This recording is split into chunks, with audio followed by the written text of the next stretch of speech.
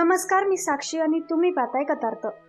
आज आपण कोल्हापूरच्या प्रसिद्ध श्री महालक्ष्मी अंबाबाई मंदिराचा इतिहास जाणून घेणार आहोत। पौराणिक कथेनुसार प्राचीन काळी कोल्हासूर नावाचा एक शक्तिशाली राक्षस या प्रदेशावर राज्य करत होता।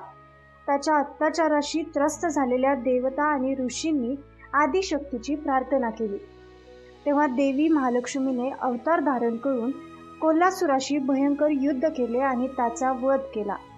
मृत्यूपूर्वी कोल्हासुराने देवीकडे एक विनंती केली की या नगरीला त्याचं नाव दिलं जावं। देवीने त्याची इच्छा पूर्ण केली आणि त्या दिवसापासून या भूमीला कोल्हापूर म्हणून ओळखले जाऊ लागले। इतिहासकारांच्या मते हे मंदिर सुमारे 7व्या ते 8व्या शतकात चालुक्य राजांनी बांधले। पुढे राष्ट्रकूट, शिलाहार, यादव आणि मराठा राजांनी मंदिराचा विस्तार आणि जतन केले।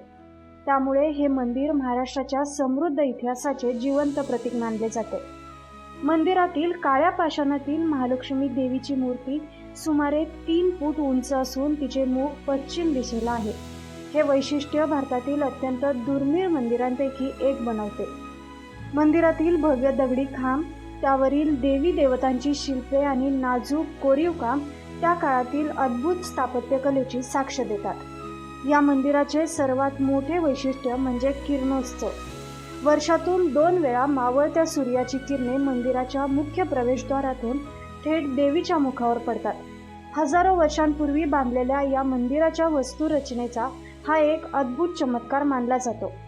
आज श्री महालक्ष्मी अंबाबाई मंदिर हे केवळ एक धार्मिक स्थळ नसून श्रद्धा, इतिहास आणि संस्कृतीचा अमूल्य ठेवा मानला जातो। दरवर्षी लाखो भाविक इथे येऊन देवीचे दर्शन घेतात आणि तिच्या आशीर्वादाची प्रार्थना करतात।